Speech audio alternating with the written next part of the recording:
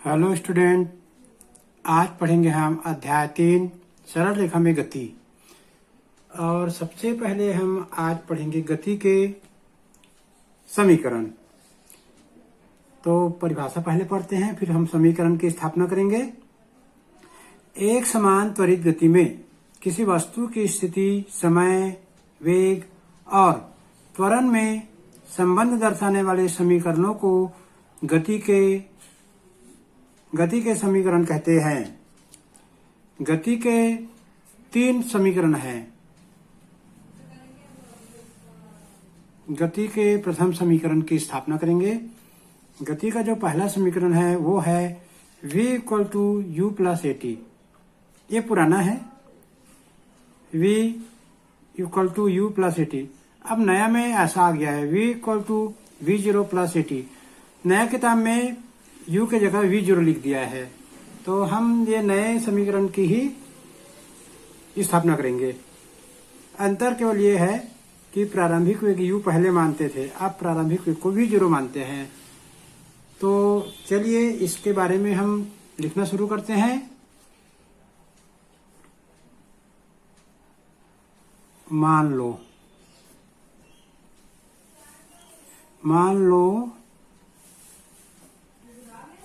लो कोई वस्तु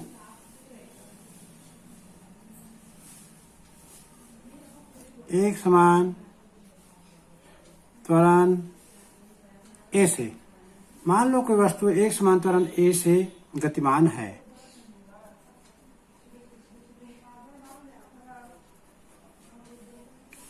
क्षण t = 0 पर उसका वेग v0, इसको कहते हैं प्रारंभिक वेग। क्षण t = 0 पर उसका वेग v0 प्रारंभिक वेग, तथा क्षण t पर उसका वेग v, यह है अंतिम वेग है। तब त्वरण की परिभाषा से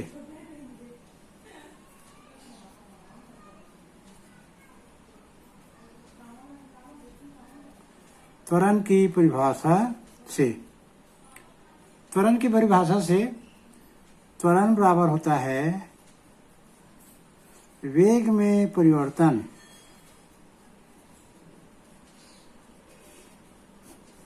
बटे समय में अंतर या समय अंतराल। त्वरण बराबर होता है वेग में परिवर्तन बटे समय अंतराल। तो त्वरण को हम a से दर्शाते हैं। वेग में परिवर्तन का मतलब होता है अंतिम वेग ऋण प्रारंभिक वेग, समय अंतराल अंतिम समय ऋण प्रारंभिक समय। हमने यहाँ पर माना है शुरू में समय t = 0, ये प्रारंभिक समय है। प्रारंभिक समय यहाँ 0 रख देना है। अंतिम समय हमने t माना था तो यहाँ t रख देना है। अंतिम वेग v माने तो यहाँ v रख देना है। प्रारंभिक वेग हम v0 माने तो v0 रख देंगे। अब इस समीकरण को हम हल करेंगे तो हमारा गति का पहला समीकरण निकल जाएगा। अब हम a को t से गुना कर देंगे। एक बार हम लोग पुनः लिख देंगे, t में 0 घटाएंगे तो t ही मिलेगा। a का t से गुना कर देंगे, तिरक गुना। अब v - u0 को हम लोग बाएं पक्ष में ले लेंगे और दाहिने पक्ष में at को ले लेंगे। यदि हम दोनों पक्ष में बराबर पक्षांतर करते हैं तो किसी प्रकार का चिन्ह में परिवर्तन नहीं आता। जैसे हम बाएं का दाएं ले गए और दाएं का पूरे बाएं ले गए तो कोई चिन्ह में परिवर्तन नहीं होगा। अब हम यहाँ पर देखते हैं ये -v0 दूसरे साइड जाएगा तो माइनस है तो इधर जाके प्लस हो जाएगा। तो v0 + at। तो ये हमारा आ गया गति का पहला समीकरण यहां लिखेंगे, यह गति का प्रथम समीकरण, यह गति का प्रथम समीकरण है। तो हमको यहां से याद रखना है, ये तो अपने मन से जो है उसको लिखना है। गति के पहला समीकरण की स्थापना करो, ऐसा प्रश्न आएगा तो हम लोगों की स्थापना करना है ये वाला। अब नया किताब में ये दिया है, प्रारंभिक वेग को v0 मानना है, अंतिम वेग को v मानना है, त्वरण को a, समय को t। त्वरण की परिभाषा से यदि हमको मालूम है वेग में परिवर्तन बटे समय अंतराल, तो हम इस समीकरण की स्थापना आसानी से हम कर सकते हैं। अब हम पढ़ेंगे गति का दूसरा समीकरण। अब हम पढ़ेंगे गति का दूसरा समीकरण। दूसरा समीकरण है s equal to v0t plus half a t square. इसके हम अब स्थापना करेंगे। मान लो कोई वस्तु एक समान त्वरण a से गतिमान है, क्षण t बराबर 0 पर उसका वेग v0, क्षण t पर उसका वेग v है। इतनी बात को हम गति के पहले समीकरण में भी लिखे थे। मान लो वस्तु का कुल विस्थापन s है, तब मान लो वस्तु का कुल विस्थापन s है, तब वस्तु का औसत वेग,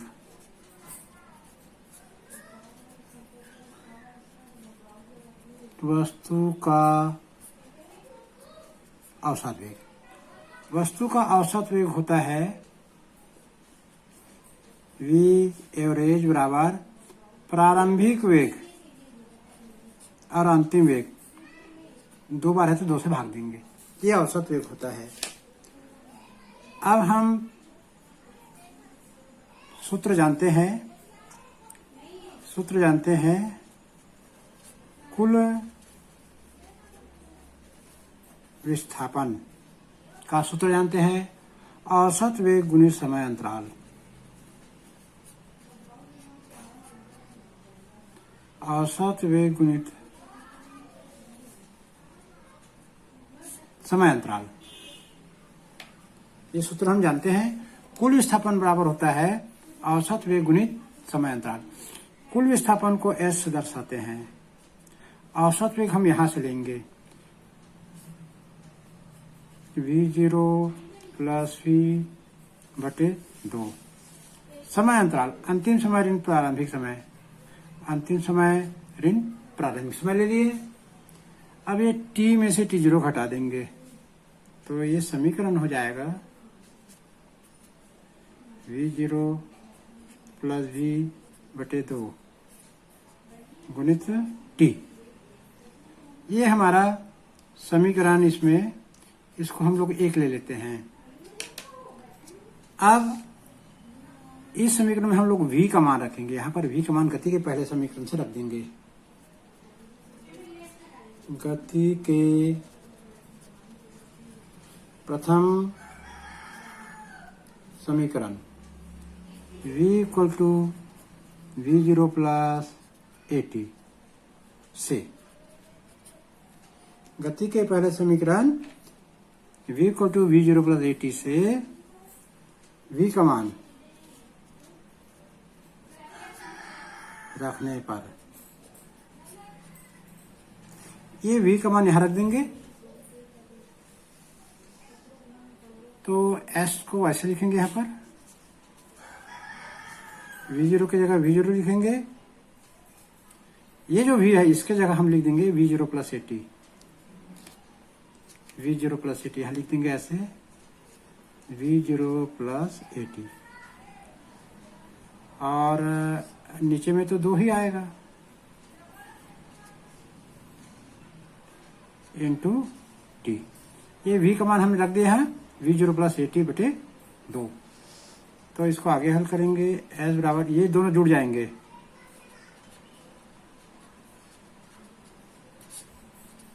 इस प्रकार से हो जाएगा 2v0 प्लस at बटे 2 गुने t। अब ये t का गुना इससे भी होगा और इससे भी होगा। आगे हल करते जाते हैं, इसको थोड़ा अलग कर देंगे तो 2v0/2 हो जाएगा प्लस at/2 हो जाएगा। अभी ये हर को दोनों में ले लिए, पहले में भी ले लिया और दूसरे पद में भी ले लिए। इसको आगे हल करते जाएंगे, गणित के नियम से हम हल करेंगे। चलिए आगे हल करते हैं इसको।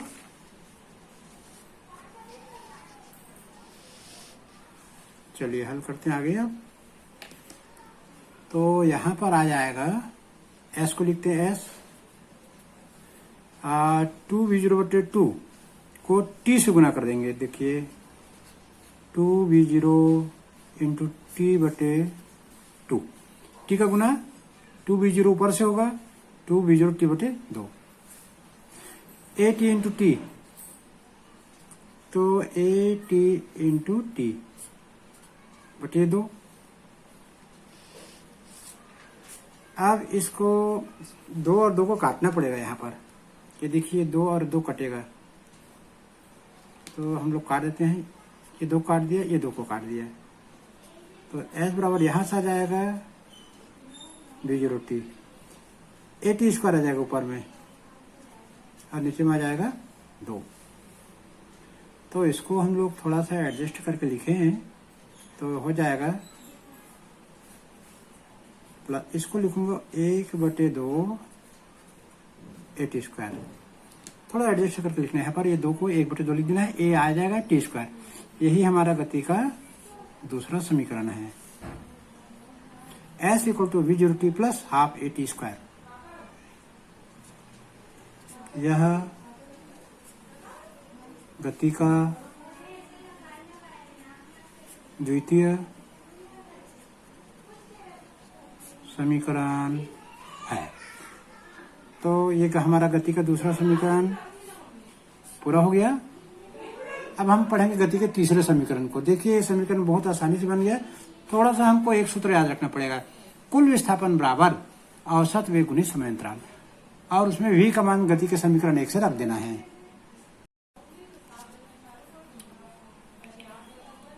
अब हम पढ़ेंगे गति का तीसरा समीकरण। तीसरा समीकरण यह है v² = v0² प्लस 2as।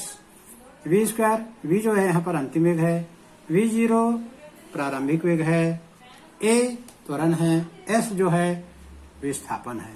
तो चलिए इसको स्थापना करते हैं।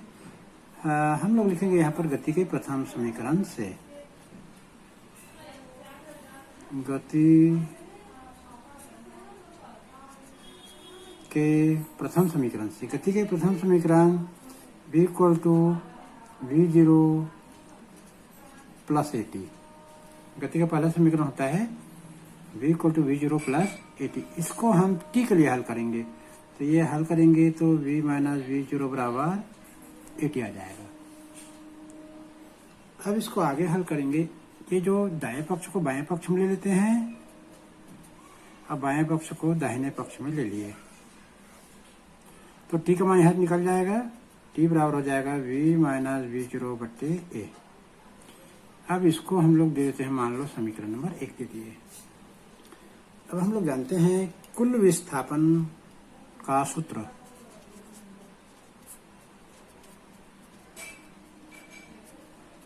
कुल विस्थापन बराबर होता है औसत वेग गुणित समय अंतराल।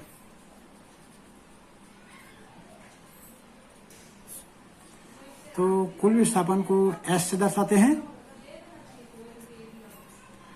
औसत वेग हम लोग जानते हैं कि प्रारंभिक वेग और अंतिम वेग को जोड़ के हम लोग 2 से भाग दे देंगे।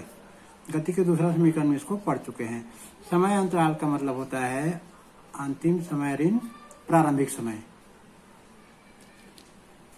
तो इसको एक लाइन और हल करते हैं पहले, फिर हम यहाँ से समीकरण 1 से t का मान यहाँ रख देंगे। v0 प्लस v/2 गुणित t। समीकरण 1 से t का मान रखने पर यहाँ लिख देंगे। समीकरण 1 से टी का मान, समीकरण 1 से टी का मान रखने पर यहाँ पर टी का मान, रखेंगे यहाँ से v माइनस v0 बटे ए रखेंगे। तो रखते हैं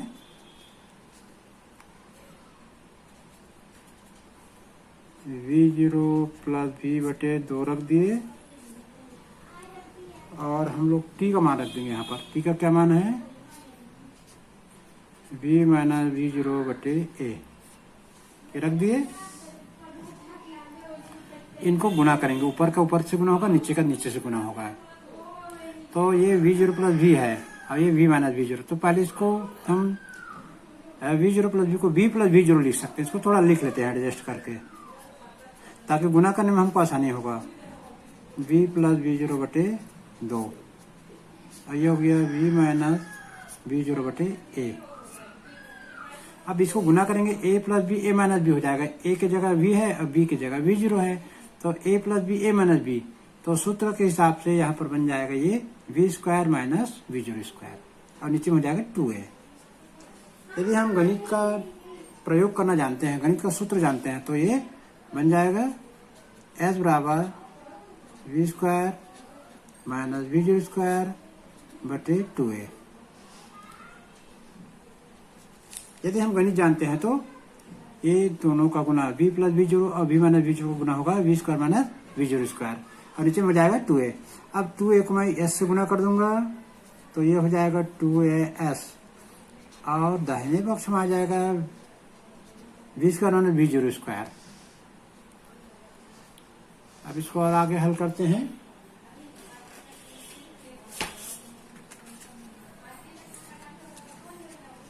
इसको आगे हल करते हैं। हम यहाँ पर जो दाहिने पक्ष में जो लिखे हैं उसको बाएं पक्ष में लिख देते हैं या करके। यदि हम पूरे पक्षांतर करते हैं तो किसी प्रकार का चिन्ह चेंज नहीं होगा। दाहिने को बाएं में लिखेंगे, बाएं को दाहिने में, तो कोई चिन्ह जो है नहीं बदलेगा। अब इसको हम v स्क्वायर के लिए हल कर सकते हैं। हल करें इसको, ये v0 स्क्वायर बाएं पक्ष में जाके धन हो जाएगा। अब पहले से 2as है तो लिख दिए 2as। तो इस प्रकार से हम देखते हैं कि हमारा गति का तीसरा समीकरण आ गया। हम लिखेंगे यह गति का तीसरा समीकरण है। ये जो हम तीनों समीकरण निकाले हैं, ये इसको बोलते हैं सामान्य रीति से गति के समीकरण की स्थापना करना। ये हम जो निकाले हैं वो सामान्य रीति से गति का तीसरा समीकरण निकला है। अब इसके आगे हम पढ़ेंगे गति का तीनों समीकरण की स्थापना समाकलन विधि से, जो पेपर में आने की संभावना ज्यादा रहता है। तो आज इतना ही और कल हम फिर एक नया अध्याय पढ़ेंगे, नया टॉपिक। तो आपको कैसा लगा कमेंट बॉक्स में कमेंट्स करना और अच्छा लगा तो चैनल को सब्सक्राइब जरूर करना।